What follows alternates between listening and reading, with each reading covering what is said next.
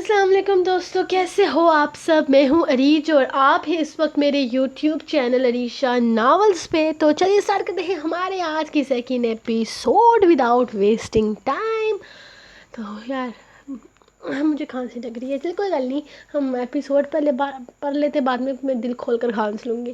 تو let's start آج کی ایپیسوڈ مرد میں کائسان، ایپیسوڈ نمبر 132، تحریر عریج شاہ۔ تقریباً 1 بجنے کو آیا تھا۔ مولوی صاحب اب جانے کی تیاریوں میں لگے ہوئے تھے، جبکہ وہ مسلسل نشرہ کے فون پر کال کر رہا تھا اور دوسری طرف سے اسے کوئی بھی رسپانس نہیں مل رہا تھا۔ کائسان نے بھی 2-3 دفعہ اس کے نمبر پر کال کرنے کی کوشش کی تھی، لیکن دوسری طرف سے کسی نے بھی فون نہیں اٹھایا۔ وہ سب لوگ ہی پریشان تھے۔ رسل کے نکاح کی خبر بھی تو اچانک ملی تھی، اور پھر اب اچانک ہی اس کی دلہن کا نہ آنا۔ رسل بھائی، وہ لڑکی کہاں رہ گئی؟ اب تک کیوں نہیں آئی؟ سب کچھ ٹھیک تو ہے نا؟ پتہ تو کروائیں، ہو سکتا ہے ٹریفک وغیرہ میں پھنس گئی ہو۔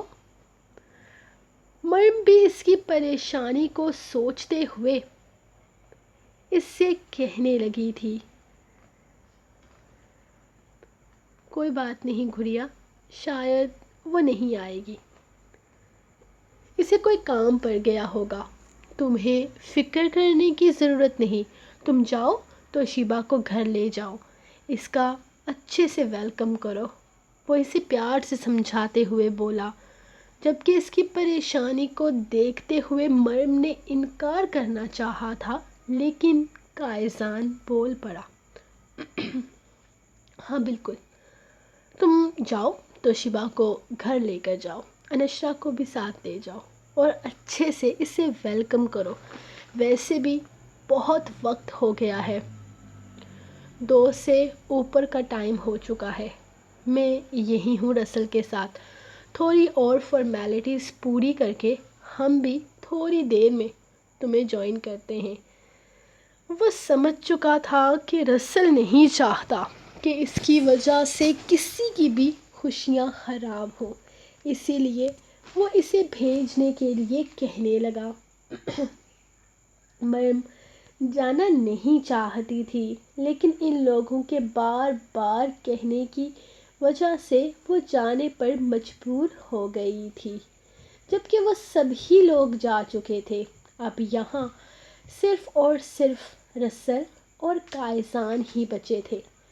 رسل سمجھ نہیں پا رہا تھا کہ آخر اس نے آنا ہی نہیں تھا تو پھر اس سے شادی کے لیے حامی کیوں بھری تھی، اور پھر اس نے اسے اپنا ID کارڈ کی کاپی بھی بھجوا دی تھی، یعنی وہ مینٹلی طور پر اس چیز کے لیے تیار تھی، پھر ایسا کیا ہو گیا کہ وہ یہاں آئی ہی نہیں؟ اپنی محبت کی طرف سے اس طرح کی دغا بازی اسے قبول نہیں تھی۔ دل تو چاہ رہا تھا کہ اس لڑکی پر 2 لفظ لعنت بھیج کر وہ ہمیشہ کے لیے اسے بھول کر آگے بڑھ جائے، لیکن یہ محبت بھی نا بڑی ظالم ہوتی ہے۔ وہ یہاں آ کر پھنس چکا تھا۔ ان لوگوں نے 4 بجے تک کا انتظار کیا تھا، اور پھر کائسان نے اسے چلنے کے لیے کہہ دیا تو وہ بھی خاموشی سے ہاں میں سر ہلاتا اس کے ساتھ چلنے کو تیار ہو گیا تھا۔ اب یہاں مزید رکنے کا کوئی فائدہ نہیں تھا۔ وہ لوگ مسجد سے باہر نکلتے ہوئے جوتے پہن رہے تھے جب وہ تیزی سے بھاگتی ہوئی مسجد میں داخل ہوئی تھی، لیکن رسل کو دیکھ کر وہ مسجد کے اندر جانے کے بجائے اس کے پاس آ گئی تھی۔ I'm really sorry، مجھے ایک بہت ضروری کام آ گیا تھا، تمہاری کالز بھی اٹینڈ نہیں کر پائی، میرا نمبر آف ہو گیا تھا۔ زیادہ صفائی نہیں دوں گی، لیکن یہاں پاس میں ایک کالج ہے، وہاں پر کچھ لڑکیوں کو زبردستی ڈرگس دی جا رہی تھی، اور اس ڈرگز میں 2 لڑکیوں کی موت بھی ہو گئی تھی۔ مجھے اس کیس کو ہینڈل کرنا تھا، اسی لیے مجھے یہاں آنے میں دیر ہو گئی۔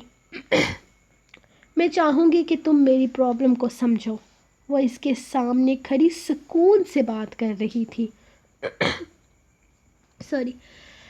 عجیب سا کانفیڈنس تھا اس لڑکی کے اندر۔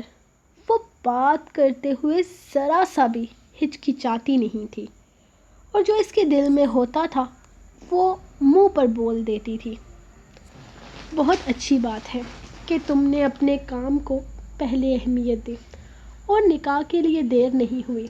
مولوی صاحب جماعت کروا رہے ہیں، اس کے بعد نکاح ہو جائے گا۔ اس سے پہلے کہ رسل کچھ بھی کہتا، قائزان نے اس کے کندھے پر ہاتھ رکھتے ہوئے اس سے کہا تھا، جبکہ وہ خاموشی سے ہاں میں سر ہلا گئی۔ تم نے کہا تھا کہ تم نے میرے لیے ڈریس لی ہے، تو کہاں ہے وہ؟ میں چاہتی ہوں میں یہیں واش روم میں چینج کر لوں گی، دو مجھے۔ وہ اس سے پوچھ رہی تھی جبکہ وہ کچھ بھی نہیں بولا، کیونکہ سارا سامان تو وہ مرم کے ساتھ گھر بھیج چکا تھا۔ تم ضرورت سے زیادہ جلدی آ گئی ہو۔ اس وقت یہاں تمہاری خدمت کے لیے تمہیں کچھ بھی میسر نہیں ہوگا، رسل نے کافی چڑچڑے انداز میں جواب دیا تھا۔ اس ڈریس میں نکاح ہو جائے گا کیا؟ اس نے اپنی جینز اور شرٹ کی طرف اشارہ کرتے ہوئے پوچھا تھا۔ دوپٹہ ہے تمہارے پاس؟ رسل نے پوچھا، جبکہ قائزان اس کے نکاح کا انتظام کروانے واپس مسجد کے اندر جا چکا تھا جب اس نے نفی میں سر ہلایا۔ رکو یہیں، میں مسجد کے اندر سے کوئی پردہ لے کر آتا ہوں، گزارا تو کرنا ہے، نکاح کا سوال ہے آخر۔ وہ اسے رکنے کا کہتا خود اوپر جا چکا تھا، اور تھوڑی ہی دیر کے بعد اسے ایک سرخ رنگ کا دوپٹہ مل چکا تھا۔ اب اس دوپٹے کا انتظام اس نے کہاں سے کیا تھا، یہ تو وہی بہتر جانتا تھا، لیکن یہ چیز اس وقت سب سے زیادہ ضروری تھی۔ اس کے سر پر دوپٹہ اڑاتے ہوئے وہ بنا ہچکچائے اس کا ہاتھ تھامتا اسے اوپر لے آیا تھا۔ وہ چاہتا تھا کہ اس کا نکاح سب کی موجودگی میں ہو، لیکن شاید اس کا نکاح اسی طرح سے ہونا لکھا تھا۔ نکاح بہت سادگی سے ہوا تھا۔ مولوی صاحب نے جماعت سے فارغ ہو کر ان لوگوں کا نکاح وہیں موجود چند گواہان کی موجودگی میں کروا دیا تھا۔ رفیل کے فون آنے پر رسل نے بس اتنا بتایا تھا کہ اس کی دلہن کو آنے میں دیر ہو گئی تھی، اسی لیے نکاح بھی دیر سے ہوا ہے۔ رفیل واپس آنا چاہتا تھا، لیکن مولوی صاحب نے کا کہنا تھا کہ مغرب کی اذانوں کے وقت سے پہلے وہ نکاح کروا دیں تو بہتر رہے گا، اسی لیے اس نے رفیل کو آنے سے منع کر دیا تھا، جبکہ توشیبہ کا وارم ویلکم کیا گیا تھا۔ یاور کے گھر پر اسے بہت اچھے طریقے سے ویلکم کیا گیا تھا۔ سارے گھر کو پھولوں سے سجایا گیا تھا۔ مین دروازے سے لے کر یاور کے کمرے تک پھولوں کی ایک لمبی راہداری بنائی گئی تھی۔ مرم نے بہت ساری رسمیں ادا کرتے ہوئے یاور کو اچھا خاصا لوٹا تھا، جبکہ یاور آج پہلے سے ہی اپنی جیب بھر کر آیا تھا، کیونکہ وہ اپنی بیوی کے سامنے خود کو کنجوس ہرگز ثابت نہیں کرنا چاہتا تھا۔ ان کی ساری رسموں کو ہنسی خوشی اس نے انجوائے کیا تھا، جبکہ رفیل گھر چلا گیا تھا کیونکہ وہ چاہتا تھا کہ رسل کی شادی شدہ زندگی بھی بہت خوبصورتی سے شروع ہو۔ جو محنت اس نے یاور کے گھر پر کی ہے وہی سب کچھ اسے وہاں بھی کرنا پڑ گیا تھا، لیکن اس نے بہت خوشی سے سب کچھ کیا تھا۔ آخر اس کی بھابھی جو آنے والی تھی اس گھر میں، وہ یہ سب کچھ تو کرنا ہی تھا، اور سب چیزوں میں ڈبلیو نے بھی اس کا بہت زیادہ ساتھ دیا تھا۔ تھوڑی ہی دیر میں وہ گھر کو بہت اچھے طریقے سے سجا چکا تھا۔ جبکہ ان لوگوں کی واپسی مغرب کی نماز کے بعد ہونے والی تھی تو وہ آرام سکون سے سارے گھر کی تیاری کر چکا تھا جب اسے مریم اور انشرا آتی نظر آئی۔ مطلب اپنے بھائی کی شادی ہنسی خوشی کروا کر وہ رسل کی خوشیوں میں شامل ہونے کے لیے بھی تیار تھی۔ وہ ڈرائیور کو وہاں چھوڑ کر آیا تھا تاکہ وہ اسے اور انشرا کو واپس لا سکے۔ انہیں جلدی آتے دیکھ کر اسے بہت خوشی ہو رہی تھی۔ وہ بہت سارے رشتوں کو ایک ساتھ نبھا رہی تھی۔ بے شک قائزان اسے یوں ہی پسند نہیں کیا تھا۔ مریم یار اچھا ہوا تم آ گئی، یہ دیکھو میں نے ساری تیاری کر لی ہے، کیسا لگ رہا ہے؟ ویسے تو یہ سوچ کر کہ ہماری بھابھی یہیں آئے گی ہم رات کو ہی کافی کچھ کر چکے ہیں، لیکن باقی کی رسموں کے لیے میں نے تیاری کر دی ہے اور یہ پھول بھی بچھا دیے ہیں، اچھے لگ رہے ہیں نا؟ وہ اس سے پوچھنے لگا۔ ہاں پھول تو اچھے لگ رہے ہیں، لیکن تھوڑے سے پھول اور بھی لے آئیں۔ جب دلہن گھر کے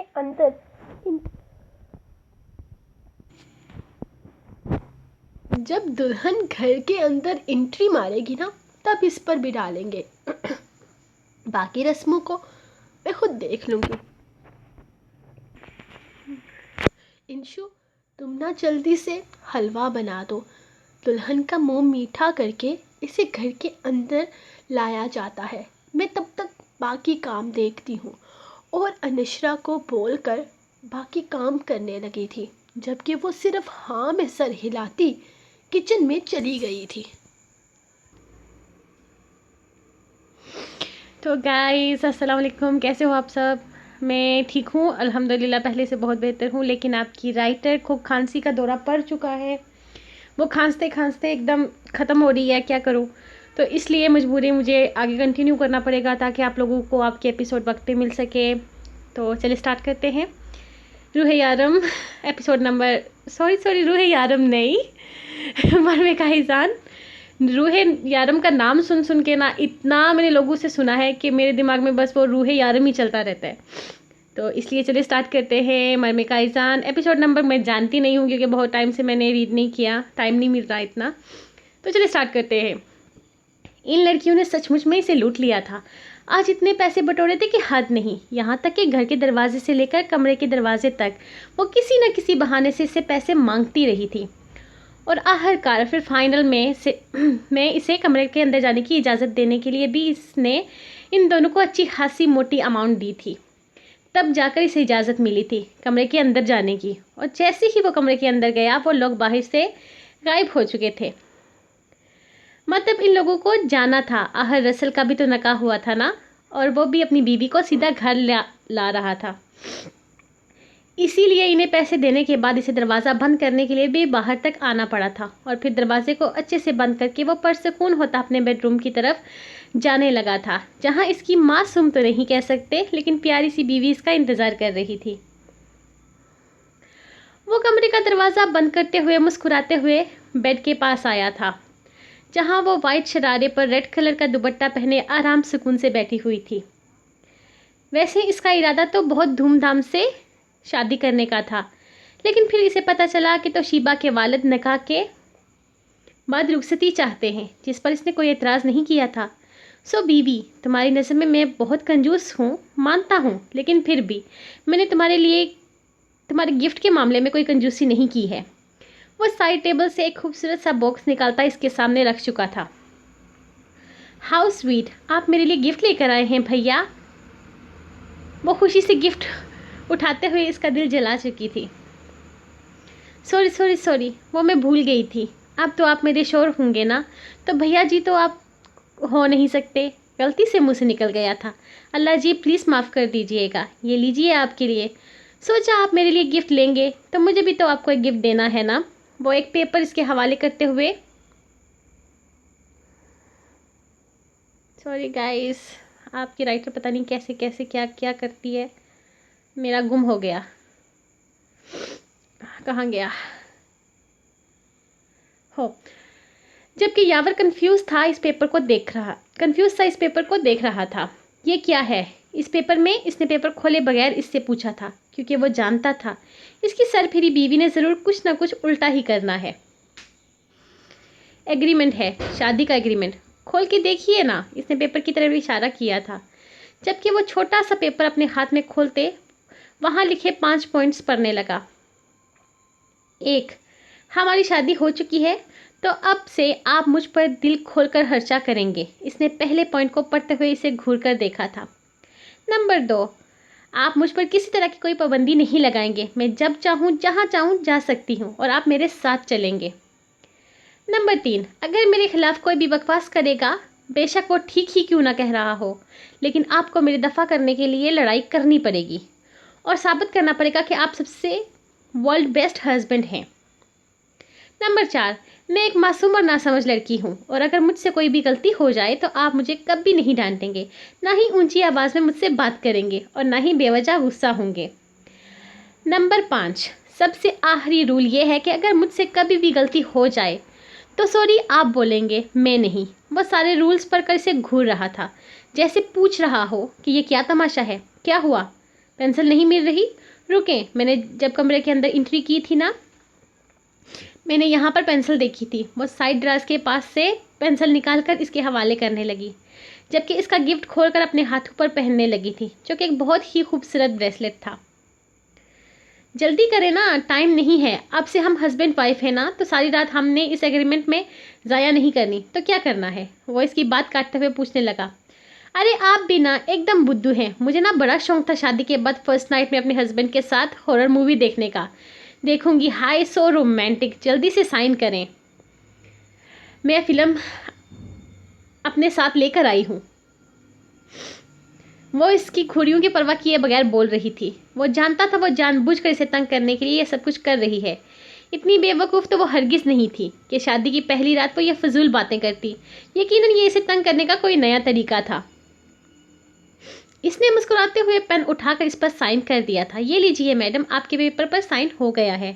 اب سے ہم آپ کے پرماننٹ غلام ہیں، لیکن شادی کی خوبصورت رات میں ہارر موویز نہیں دیکھی جاتی، اور نہ ہی یہ فیلنگز کوئی رومانٹک فیلنگز ہیں۔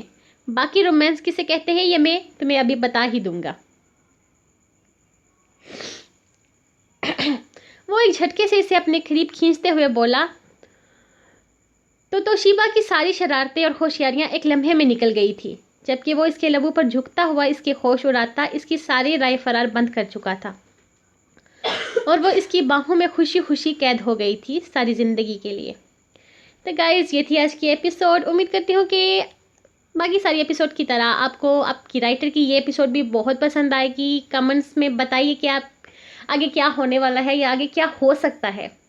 رسل کے ساتھ اس کی ہونے والی بیوی کیا کرے گی، کیا نہیں کرے گی، یہ تو آپ کی رائٹر بہتر جانتی ہے، لیکن آپ گیس تو کر سکتے ہیں اور گیس کر کے مجھے بتا بھی سکتے ہیں۔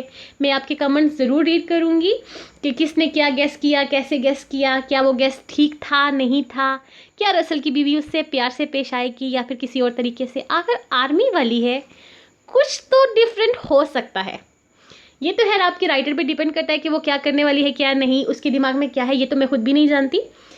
لیکن آپ بتائیے کیا ہونا چاہیے؟ کیا اس کو جھگڑالو ہونا چاہیے، یا پھر جیسے آرمی کی ایک ٹف لڑکی ہوتی ہے، ایک اسٹرانگ وومن کا مطلب جو لڑکی ہوتی ہے، वैसा दिखाना चाहिए या मासूम होनी चाहिए या फिर मासूम सी शैतान, आप मुझे बताइए जल्दी से। चले ठीक है, फिर मिलते हैं। मैं नहीं, इंशाल्लाह आपकी राइटर आपको मिलेगी कल एक नई एपिसोड के साथ। तब तक खुश रहें, आबाद रहें, अपना बहुत सारा ख्याल रखें और अपनी राइटर को दुआओं में याद रखें, क्योंकि इस वक्त उसको दुआओं की सख्त ज़रूरत है।